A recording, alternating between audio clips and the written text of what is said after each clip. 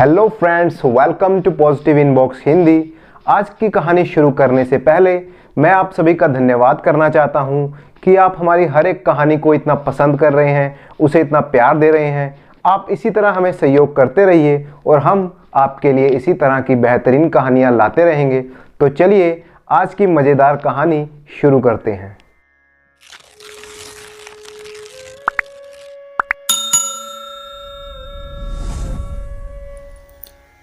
बहुत पहले की बात है। एक गांव में नत्थू नाम का एक आदमी रहता था। नत्थू स्वभाव से बहुत ही भोला भाला सा था, कुछ अलग सा, कुछ पागल सा। वो पढ़ा लिखा भी नहीं था, ना ही उसे कोई काम ढंग से करना आता था। इसीलिए उसे अपनी रोजी रोटी कमाने में भी बहुत ही दिक्कत होती थी। जैसे तैसे वो अपना गुजारा कर रहा था। एक रात की बात है, वो अपने गांव की गली से गुजर रहा था कि रास्ते में उसे एक आदमी मिल गया। नत्थू ने उस आदमी से पूछा, भाई आप कौन हो और इतनी रात बीते कहाँ जा रहे हो? वो आदमी बोला, मैं दूर गांव से आया हूँ और खजाना ढूंढना मेरा काम है। असल में वो आदमी एक चोर था जो उस गांव में चोरी करने के इरादे से आया था। नत्थू के हाव भाव से वो समझ गया कि ये कोई भोला भाला आदमी है।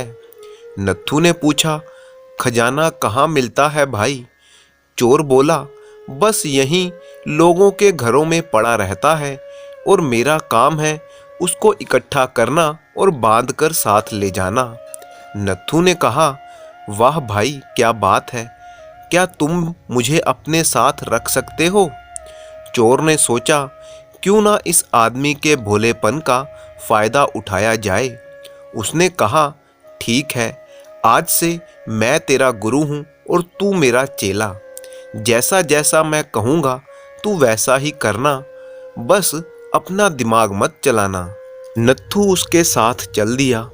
वो दोनों दबे पांव एक घर में घुस गए और शायद उस घर के लोग घर में नहीं थे।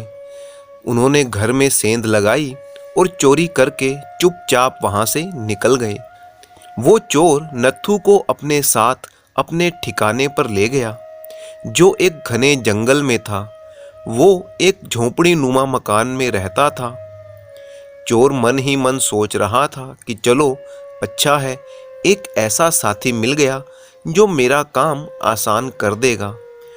वो दोनों कुछ दिनों तक साथ ही रहे।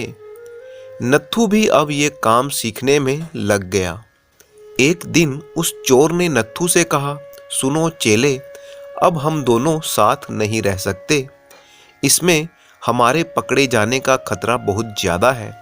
अब तू अलग रहेगा और मैं अलग, पर खबरदार हमारा भेद किसी को ना लगे। असल में उस चोर को लगने लगा था कि कहीं नत्थू के भोलेपन से वो दोनों पकड़े ना जाएं।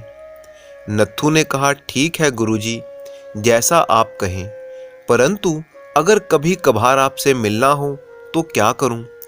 चोर ने कहा, तेरे गांव के बाहर पुराने खंडर मकान में मैं कभी कभार चक्कर लगाता रहता हूं। अगर मुझसे मिलना हो तो वहां आ जाना।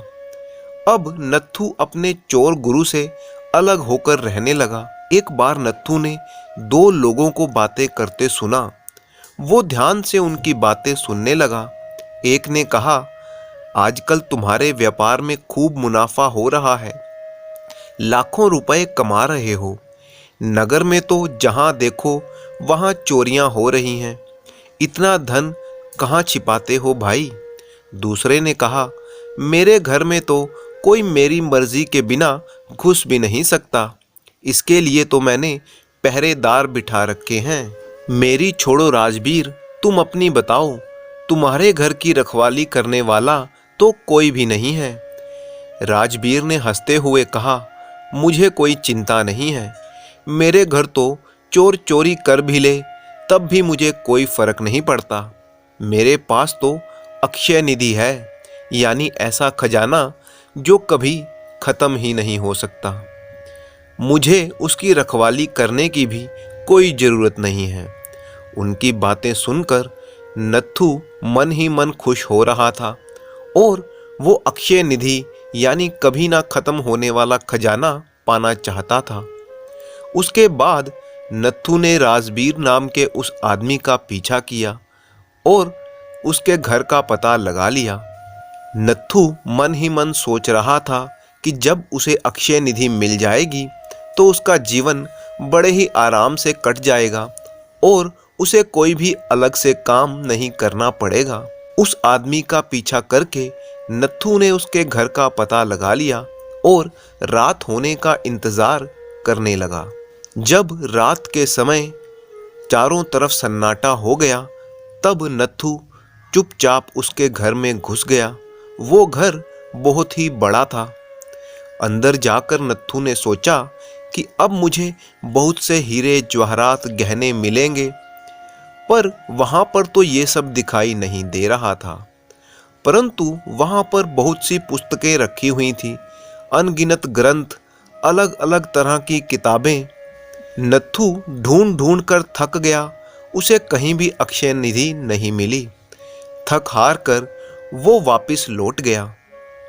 उसने मन ही मन सोचा कि ये राजबीर जरूर बेकार में ही अपने दोस्त को झूठ बोलकर अपना रौब जमा रहा होगा, क्योंकि इसके घर में तो कोई भी खजाना नहीं है। अगले ही दिन नत्थू अपने चोर गुरु से मिलने पहुंचा और उसे सारी बात बताई। नत्थू की बात सुनकर उसका गुरु जोर जोर से हंसने लगा और बोला, अरे भोले नत्थू, जिस राजबीर की तुम बात कर रहे हो वो नगर के जाने माने विद्वानों में से है और विद्वान पंडितों की अक्षय निधि उनकी पुस्तकें ही होती हैं, क्योंकि इन्हीं पुस्तकों से उन्हें ज्ञान मिलता है और उसी ज्ञान से वो विद्वान बनते हैं। इसीलिए उन्हें चोरों का भी भय नहीं होता, क्योंकि चोर भला इन पुस्तकों को ले जाकर क्या करेंगे। उसने आगे कहा कि ये सच है कि जिस व्यक्ति ने पुस्तकों से मिले ज्ञान को साध लिया, फिर उसके लिए कोई भी काम मुश्किल नहीं है। अगर तुम या मैं भी पहले पढ़ लिख गए होते तो हमारा जीवन भी बहुत ही सुखद होता। अपने चोर गुरु की बातें सुनकर नत्थू के मन में उथल पुथल होने लगी।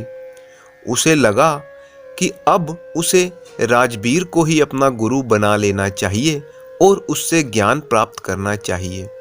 अगले ही दिन वो राजबीर के घर पहुंच गया और उसे सारी बात सच सच बता दी। नत्थू की ईमानदारी और उसके भोलेपन को देखकर राजबीर ने उसे अपने घर में शरण दे दी। अब वो राजबीर के साथ ही रहने लगा। अपने नए गुरु के साथ रहकर नत्थू भी अब एक पढ़ा लिखा और ज्ञानी इंसान बनने का प्रयास करने लगा। अब उसे संतुष्टि थी कि वो एक सही गुरु के पास पहुंच गया है। आगे का जीवन उसने अपने गुरु की शरण में ही बिताया।